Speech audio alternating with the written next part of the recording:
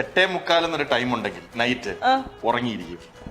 5 മണി എന്നൊരു ടൈം ഉണ്ടെങ്കിൽ അമ്പലത്തിലായിരിക്കും. ഇത് രണ്ടും സ്മിത കൃത്യ. 4:30 മണിക്ക് കഴിഞ്ഞ ഇത്രയും വർഷമായിട്ട് 15 വർഷമായിട്ട് 10 വർഷമായിട്ട് നാട്ടിലുണ്ട്.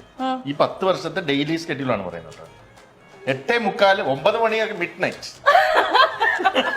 ഈ ചേട്ടൊക്കെയാണെങ്കിൽ ദിവസം തുടങ്ങുന്നതിന് 9 മണിക്കാണ് 9 PM. ഞാൻ ചിലപ്പം വെളിയിലായിരിക്കും 4 മണിക്കൊക്കെ. സ്മിത എനിക്കറിയാം. സത്യമാണ്. ചില നേരത്തെ പറയും സ്നേഹ ഞാൻ ലേറ്റ് ഞാൻ പറയും പത്രവും പാലും കൊണ്ട് വരണ്ട, ഞാൻ അത് മുമ്പ് ഓണന്നിരിക്കും. കറക്റ്റ് ആണ്. ഇന്നിപ്പോ ഈ പരിപാടി ഉള്ളതുകൊണ്ട് ഞാൻ ഉച്ചയ്ക്ക് ഉറങ്ങി. ഇല്ലെങ്കിൽ എനിക്ക് 8:30 എനിക്ക് ഉറക്കം വരും. മോശമല്ലേ?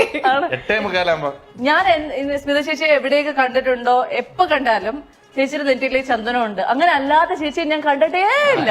എനിക്ക് രാവിലെ അമ്പലത്തിൽ പോയില്ലെങ്കിൽ എന്തോ ഒരു പ്രശ്നം. അത് ഓട്ടോമാറ്റിക്കലി അങ്ങനെയാണ്. ഇപ്പൊ അലാം ഒന്നും അടിക്കണ്ട, കറക്റ്റ് ആയിട്ട് എഴുന്നേക്കും, വിളക്ക് വെക്കും, വർക്ക്ഔട്ട്. അമ്പലത്തിൽ പോലും 2 ദിവസം ചെന്നില്ല അവരവിടെ ഹോളിഡേക്ക് പോയാലും ഇവിടെ അമ്പലങ്ങൾ തപ്പിയാ. ഇപ്പൊ ഉണ്ണിയുടെ അടുത്ത് എവിടെയെങ്കിലും ഹോളിഡേക്ക് പോണെന്ന് പറഞ്ഞാല് ഇപ്പം ഗൂഗിൾ ചെയ്യുന്നത് പ്ലേസ് വിത്തൗട്ട് ടെമ്പിൾ. അപ്പൊ ആകെ കിട്ടിയ സൗദി അറേബ്യ.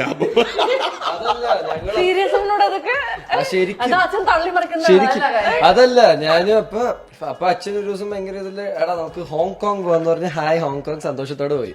അവിടെ ചെന്ന് കുറച്ച് ഫുൾ നിങ്ങൾ ഇതായി. അപ്പൊ തന്നെ അമ്മ വിചേട്ടാ ഇവിടെ ഒരു ബുദ്ധന്റെ അമ്പലമുണ്ട്, വലിയൊരു ബുദ്ധനുള്ള. പിള്ളേരെ പറഞ്ഞു പറ്റിക്കുന്നതല്ല. നാളെ ഞങ്ങള് കൊണ്ടുപോയില്ല. അവിടെ എങ്ങനെയാ എന്താ സംഭവം? എവിടെ പോയത് അമ്പലത്തിൽ പോകണം, അതാണ് അവിടുത്തെ പ്രശ്നം. ആണോ? അല്ല ചേച്ചി, നമുക്ക് അങ്ങനെ ഒരു ആഗ്രഹം ഉണ്ടാകുമ്പോഴേ നമ്മൾ നമ്മുടെ കുട്ടികളെങ്കിലും അത് ആ വഴിയിലേക്ക് ഒന്ന് മടക്കാൻ ശ്രമിക്കില്ലേ? തപ്പൂലെന്നോ നല്ല ഫോക്കസ്. അല്ല അങ്ങനെയില്ല, ഞാൻ ഫോഴ്സ്ഫുള്ളി ആരെയും കൊണ്ട് ചെയ്യിപ്പിക്കാറില്ല.